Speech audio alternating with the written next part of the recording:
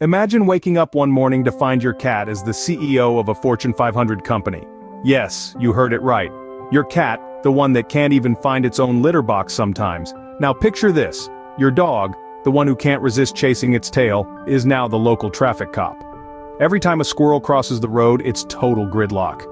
And your parrot, the one who can't stop squawking, "Polly wants a cracker," is now your go-to news anchor, delivering the headlines with a side of unsolicited cracker cravings.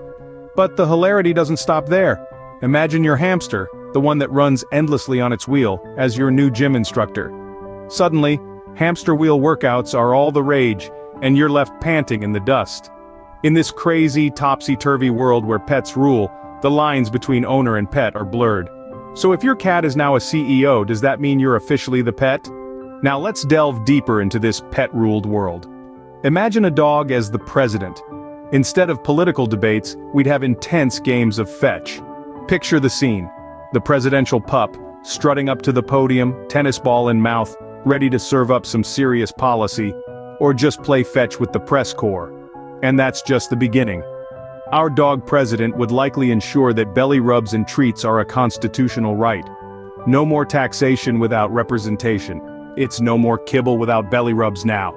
And forget about healthcare reform, the new political battleground would be over the quality of dog parks and the legality of male men.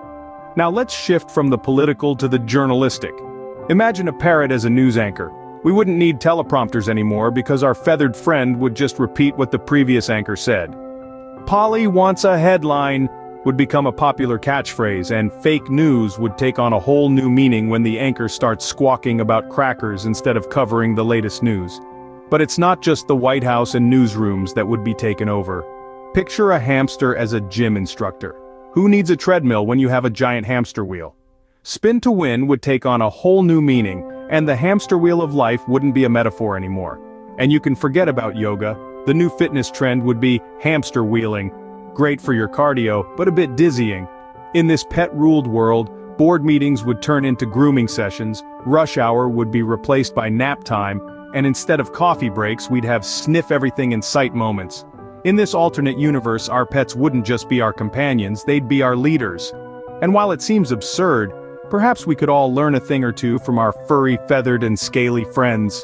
After all, wouldn't we all be a bit happier with more belly rubs, playtime, and treats in our lives? And the State of the Union address? More like the State of the Union fetch. So, what would the world look like if it was run by pets? Well, for starters, napping would be a fundamental right. Yes, you heard that right. In a world where every hour is nap hour, humans would finally get the rest they've been craving. No need for alarm clocks, no stress about missing the morning meeting. Just pure, uninterrupted sleep. Until the dog decides it's time for a walk, that is. The universal language would be a cacophony of barks, meows, tweets, and squeaks. English, Spanish, Mandarin, forget about it. It's all about tone and pitch in this brave new world. You'd have to perfect your purrs and growls to get by, and don't even think about arguing with a Siamese cat in a debate. They always get the last meow. In this pet-ruled world, the economy would be driven by the almighty treat. Forget about gold, oil, or Bitcoin. The most valuable assets would be squeaky toys and catnip. Inflation? Only if we're talking about the size of the dog treats. Stock markets would be replaced by pet stores with the prices of chew toys and bird seeds fluctuating wildly.